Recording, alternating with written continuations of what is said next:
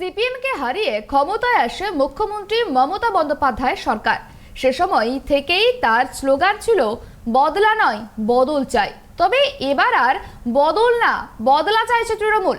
এবার বদলার সুর শোনা গেল তৃণমূল বিধায়কের গলায়। পঞ্চায়েত ভোটের আগে দলীয় কর্মীদের উদ্দেশ্যে মদনের বার্তা, আগামী পঞ্চায়েত ভোটে বদলা নিতে হবে। আগামী দিন আসছে দিন, নতুন স্লোগান দিয়ে বলুন বদল চাই, বদলা নয়। তৃণমূলের উপর জুলুমবাজি, বদলা বদলা পঞ্চায়েত। কখনো তিনি বলেছেন সিপিআইএম এর পতাকা উপড়ে ফেলবেন, কখনো আবার বিজেপি সিপিএম কংগ্রেসকে বদমাশ বলে কটাক্ষ করেছেন, কখনো আবার খোদ পুলিশকে হুমকি দিয়েছেন। তিনি কামারহাটির বিধায়ক মদন মিত্র। একাধিকবার বিতর্কিত মন্তব্য করে সংবাদের শিরোনামে উঠে এসেছেন তিনি। এবার বদলা সুর শোনা গেল তৃণমূল বিধায়কের গলায়। পঞ্চায়েত ভোটের আগে দলীয় কর্মীদের উদ্দেশ্যে মদনের বার্তা, আগামী পঞ্চায়েত ভোটে বদলা নিতে হবে। সিপিএমকে হারিয়ে ক্ষমতায় আসে মুখ্যমন্ত্রী মমতা বন্দ্যোপাধ্যায়ের সরকার। সেই সময় থেকেই তার স্লোগান ছিল বদলা নয় বদল চাই। তবে ভোটের আগে নেত্রীর স্লোগান থেকে কার্যত উল্টো কথা শোনা গেল মদন মিত্রের গলায়। তৃণমূল নেতা বলেন, আগামী 29শে মার্চ শহীদ মিনারে অভিষেক বন্দ্যোপাধ্যায়, সায়নী ঘোষ, শ্রীরামপুরা থাকবেন। আমরা সবাই সেখানে থাকব।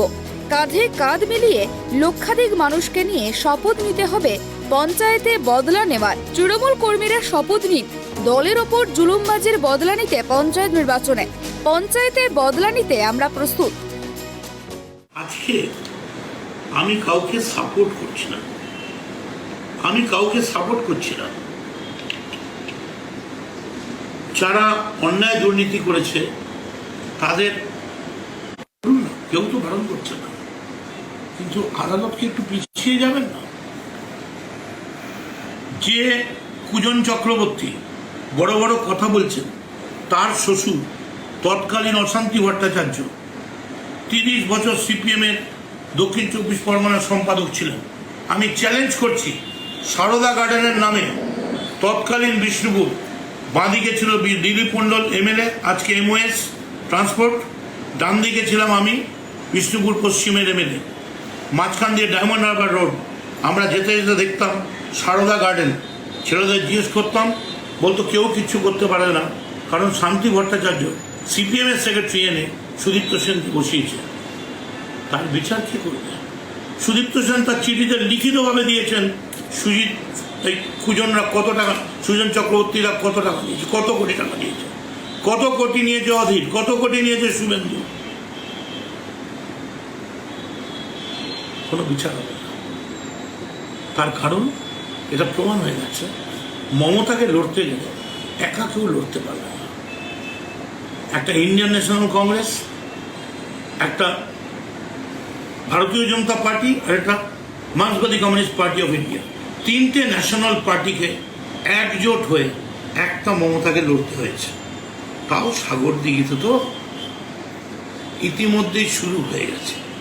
কতদিন এমএলএ সাগরদিঘিতে ঘুরতে পারে দেখুন। সাগরদিঘির মানুষ এমএলএর যা ভাষা শুনছেন ফেসবুকে, কতদিন তারা অ্যালাউ করেন?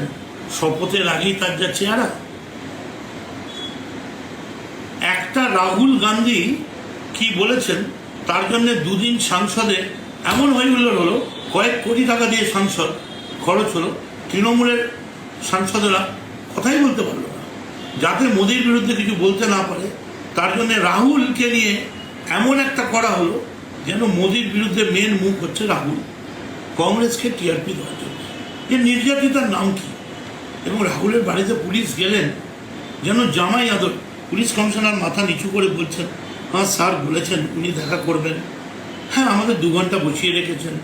ওই তৃণমূলের বাড়িতে তো করছেন না, লাথি মেরে দরজা ভেঙে হিড়ির করে টানতে টানতে নিয়ে যাচ্ছে। আমাদের যখন নারদায় নিয়ে গেছিলেন, একটা ঘরের মধ্যে আমার স্ত্রীর করোনা হয়েছিল, করোনা নিয়ে আমার স্ত্রী শুয়ে আছেন, সেখানে 30 জন আর্মস নিয়ে হাতে AK-47 নিয়ে ঢুকে পড়েছিলেন। আর আপনাদের ডিএসপি এসেছিলেন, দরজায় লাথি মেরে আমায় বলেছিলেন 1 সেকেন্ডের মধ্যে চলুন। আমি বলেছিলাম জামাটা চেঞ্জ করতে দিন। কোনো জামা ফামা চেঞ্জ হবে না, চলুন। আমি বলেছিলাম বি কেয়ারফুল, বাড়িতে করোনা রয়েছে। সঙ্গে মহিলা পুলিশ নেই, আমার স্ত্রী একা ঘরে শুয়ে আছে, আমার ছোট্ট নাতি, সেদিন মনে পড়েনি?